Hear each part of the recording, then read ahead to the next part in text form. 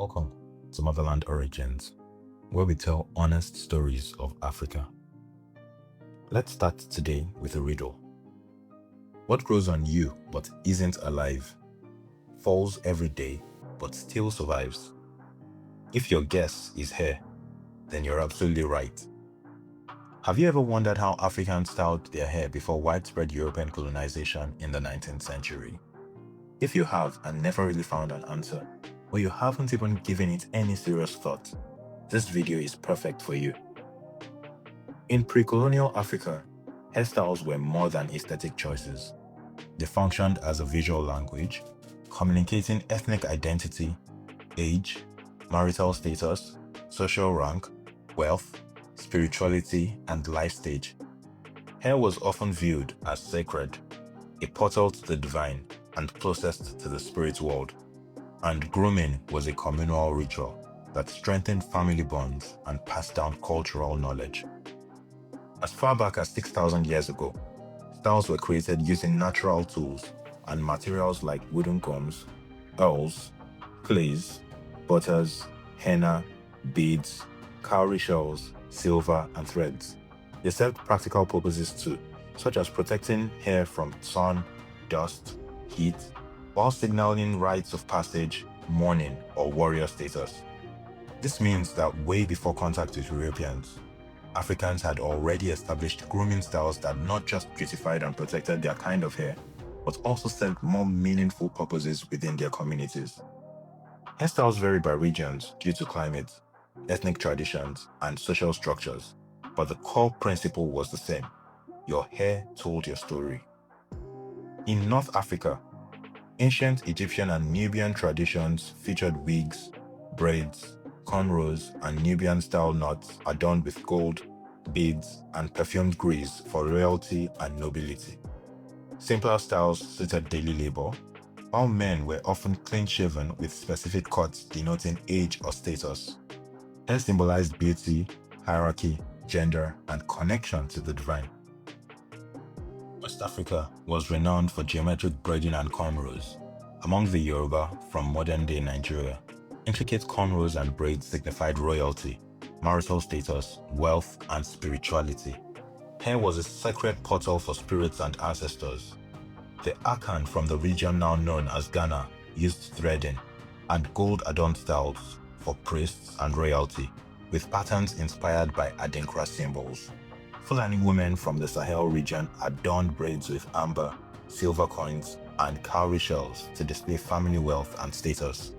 Simple styles like cornrows usually connoted agricultural fields, a symbol of order and civilization, while elaborate styles marked social hierarchy, ethnic affiliation, and rites like marriage.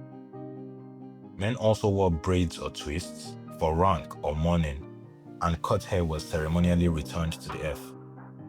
East African styles often blended functionality with symbolism. Maasai warriors from modern-day Kenya and Tanzania, as well as the Hamar people from Ethiopia, formed dreadlocks or braids coated in red ochre, fat, and water for a hardened protective crown. This signified male worth, warrior status, marital eligibility, and cultural pride in semi-nomadic life.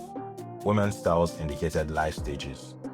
In Central Africa, particularly among the Mangbetu of the Congo, women created the striking Edamburu style, thin braids woven into a towering crown over a cylindrical frame, often decorated with bone needles and hairpins.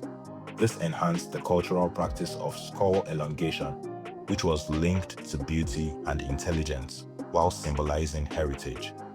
Southern Africa featured curled and knotted styles, suited to tightly spiraled hair textures. The Zulu originated Bantu knots, which were small, curled sections resembling cosmic shapes or fields. These knots represented cultural pride, rites of passage, and identity.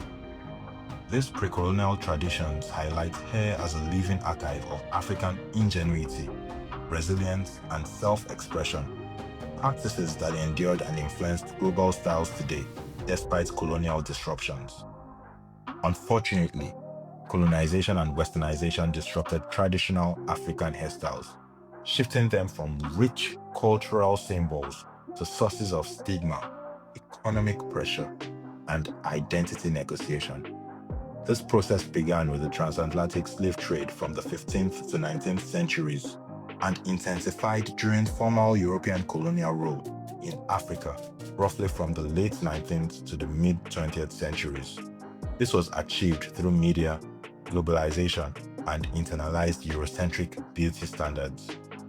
During the transatlantic slave trade, captured Africans often had their heads shaved upon enslavement or during the Middle Passage.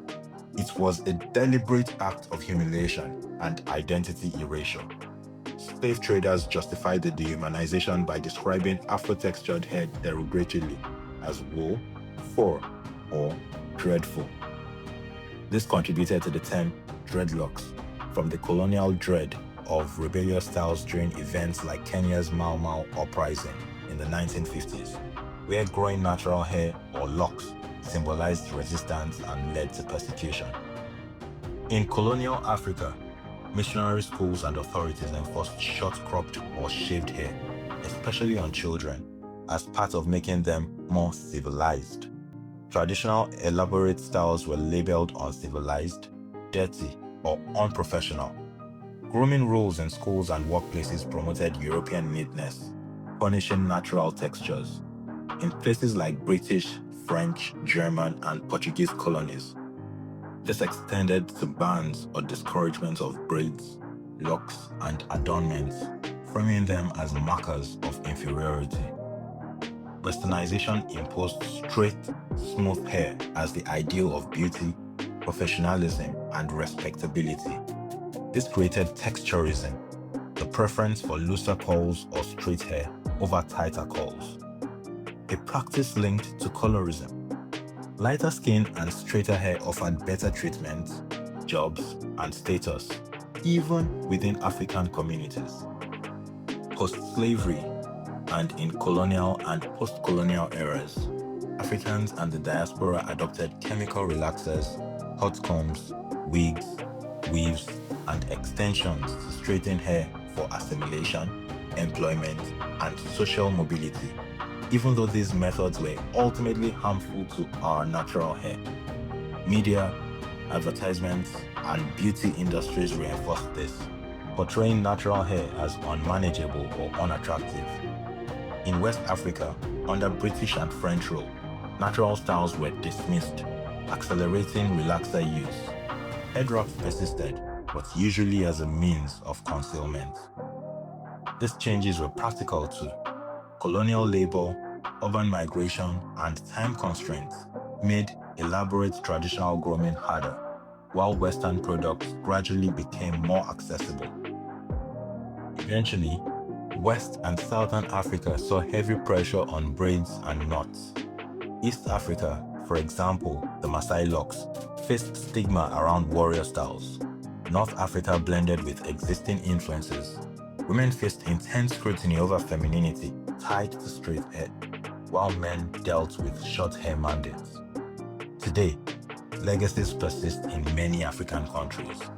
Schools in Ghana, Nigeria, Uganda, and South Africa still enforce short hair or ban locks and braids, referring to them as untidy, reflecting colonial grooming rules. Workplace discrimination continues, although natural hair movements and global influences have spurred revival of braids, locks, afros, and protective styles. Economic aspects include a massive industry in relaxers, weaves, and wigs, even as embracing natural hair care grows gradually. When next you see a celebrity like Coco Gauff being mocked and labeled unprofessional for wearing her natural hair, or a black child is forced to cut their hair at school because it is unkept, while their non-black counterparts are allowed to wear their grown-out hair, or dreadlocks are depicted as having negative spiritual connotations, remember that these are attempts at subjugating our identity, the lingering effects of colonization and westernization. We must return to being proud of wearing our hair and styling it appropriately in ways that are not harmful to the hair, our being, and our societies, if we are ever to fully reclaim our identities. If you enjoyed this episode of Motherland Origins, do well to like and share our videos while subscribing to our various social media platforms. Thank you for watching. See you soon.